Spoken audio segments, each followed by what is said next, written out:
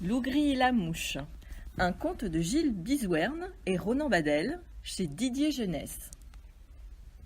Ce jour-là, Lougri a bien mangé. À l'ombre d'un arbre, il s'allonge pour une petite sieste.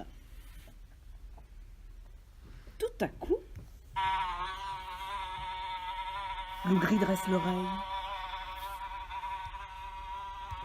Mais plus un bruit.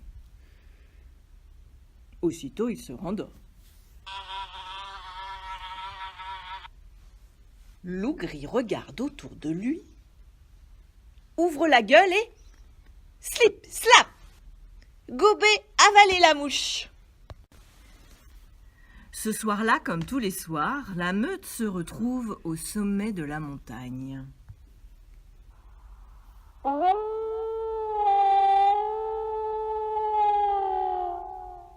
C'est le chant des loups.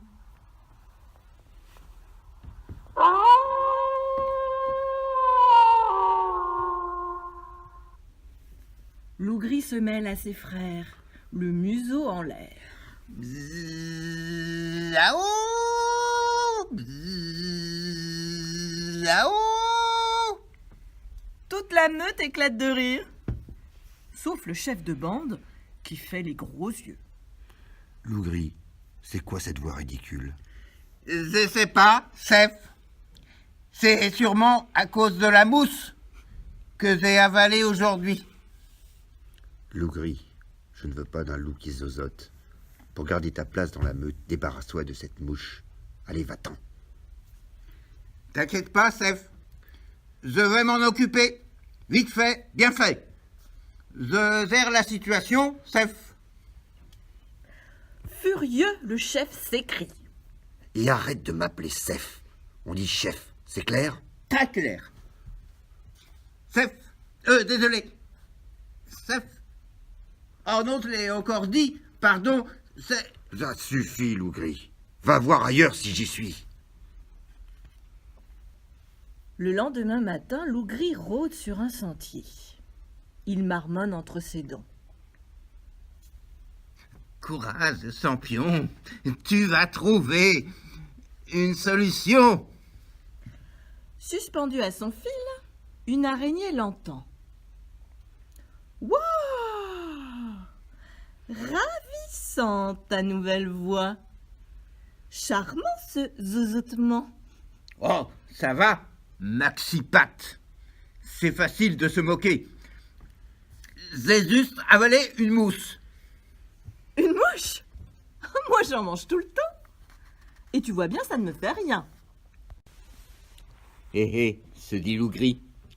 J'ai une super idée. Si j'avale Maxipat, elle pourra manger la mousse. Extra bon plan. Lougri ouvre la gueule et slip, slap, gobé, avaler l'araignée. Et voilà. C'était un jeu d'enfant. Et zut, je parle encore comme ça. Soudain, des fils d'araignée se mettent à sortir des oreilles de Lougri. Les fils s'allongent, s'allongent jusqu'au sol. Lougri marche dessus, s'en mêle les pattes et patatras, tombe par terre tête la première. J'en ai marre. C'est un vrai cauchemar. J'ai toujours cette voix bizarre. Et en plus, j'ai des fils qui pendouillent des oreilles. À midi, Lougri, clopin, clopin, s'enfonce dans la forêt. Allez, mon grand, accroche-toi. T'es un gagnant. Dans le bois, un oiseau l'aperçoit. Wow! Magnifique ton nouveau look! Quelle classe! Une vraie beauté! Oh, ça va, face de bec. C'est facile de se moquer. J'ai juste avalé une araignée. Une araignée? Mais moi j'en mange tout le temps. Et tu vois bien, ça ne me fait rien. J'ai une idée de génie. Quelle idée de génie va avoir Lougri? Poursuivez la lecture pour le découvrir. Les enfants du Bayou, Scénario d'Isabelle Bautier, dessin et couleurs d'Eva Roussel. Un terrible ouragan a détruit la maison de Joshua et de son jeune fils Blaise. Ils se retrouvent donc obligés d'aller habiter au fin fond du bayou, dans une vieille cabane en bois qu'une tante leur a laissée en héritage. Dès leur arrivée, ils sont accueillis par Liloy, adorable petite métisse, ravie d'avoir enfin des voisins, et Olivia, son adopteuse. Car, tout petit bébé, Liloy a été trouvé dans le bayou par Olivia, moitié sorcière et moitié guérisseuse. Blaise est effrayé par ce nouvel environnement. Mais grâce à Liloy, entre alligators, marécages et forêts tropicales, il découvre les joies du bayou. Dériver en radeau sur des bras du fleuve qui serpente au milieu de la forêt, pêcher des écrevisses ou découvrir la riche faune de cette grande région marécageuse. Une seule chose inquiète encore Blaise et son papa, ce sont les sombres cris qu'ils entendent la nuit, ceux du terrible rougarou. Un loup-garou local, selon la malicieuse Liloy. Mais qu'est-ce qu'un rougarou? Est-il vraiment dangereux? Blaise va tout faire pour le découvrir. Mes premiers nichoirs d'Emmanuel Kessir le Petit, illustrés par Laurie de Brondeau, édition de La Grenouille 2017. Sais-tu que 30% des oiseaux ont disparu des campagnes françaises depuis 15 ans? Autrefois, à la campagne comme en ville, les oiseaux trouvaient facilement des abris où nicher. Aujourd'hui, ces cachettes se font rares.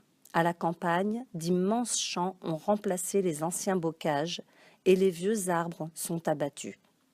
En ville, les bâtiments anciens sont démolis et les oiseaux ne trouvent plus d'endroit où installer leur nid. Ils ont donc plus de mal à se reproduire ou à passer l'hiver au chaud. Installer un nichoir dans un jardin ou sur un balcon, c'est donc aider les oiseaux à survivre et à faire des petits. Une belle façon de protéger la nature et de se débarrasser de nombreux insectes nuisibles, car bien des oiseaux sont insectivores. À Nanterre, lorsque tu lèves les yeux, tu peux voir passer des vols d'oies en migration. Dans les parcs, tu vois aussi les pies, les corneilles et des pigeons. Tu t'es peut-être rendu compte qu'il y a aussi de plus en plus de perruches vertes. Mais as-tu déjà porté attention aux autres oiseaux, plus petits et plus difficiles à observer? Ce livre te permet de construire 5 nichoirs et une mangeoire en bois. Mais pour cela, il faut bien connaître les habitudes des oiseaux. Sais-tu qu'il ne suffit pas d'accrocher une mini-maison dans un arbre pour faire venir les oiseaux? Chaque espèce a sa préférence. Petite entrée étroite pour les mésanges, large plateforme pour les rouges-gorges. Il faut aussi être attentif à la matière et à l'endroit où installer le nichoir. Comment le préserver des chats et autres prédateurs? Faut-il le mettre à l'ombre ou au soleil? Construire un nichoir nécessite un peu d'aide et de matériel. Peut-être pourras-tu profiter des vacances pour le faire avec un adulte. Un parent, un grand-parent, un animateur, seul ou avec d'autres enfants. C'est sympa de réfléchir ensemble et c'est important de se préoccuper de la survie des oiseaux. Ainsi, tu apprendras à connaître les habitudes de vie des oiseaux et tu contribueras à la protection des espèces. La pâtisserie des petits, un livre de recettes du chef Pierre-Dominique Cécilion chez Larousse. Dans ce livre, découvre 29 recettes faciles et rapides à réaliser, toutes plus savoureuses les unes que les autres. Pour chaque recette, tu trouveras la liste des ingrédients, le niveau de difficulté, le temps de préparation et de cuisson et des photos des étapes clés de la recette. Pour réussir à coup sûr les grands classiques de la pâtisserie, crêpes, gâteaux au chocolat, petits sablés, madeleines. Pour te mettre en appétit, regarde la recette du gâteau au chocolat.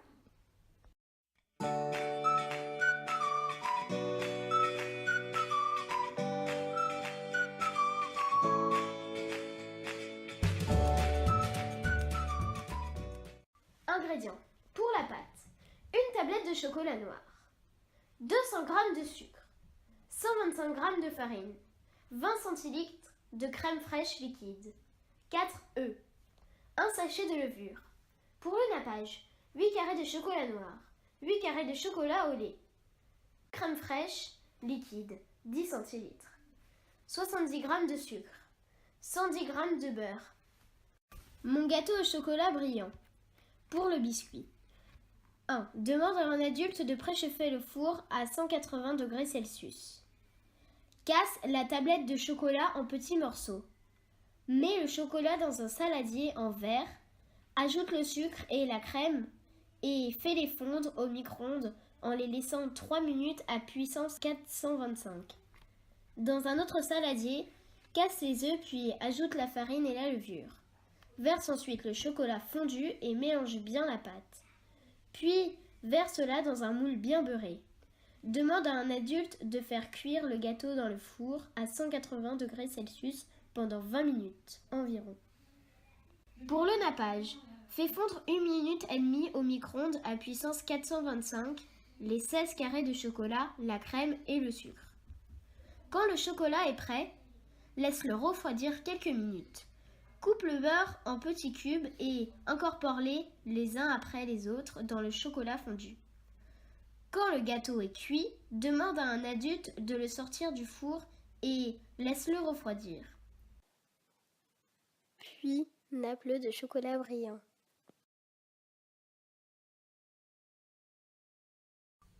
Régalez-vous!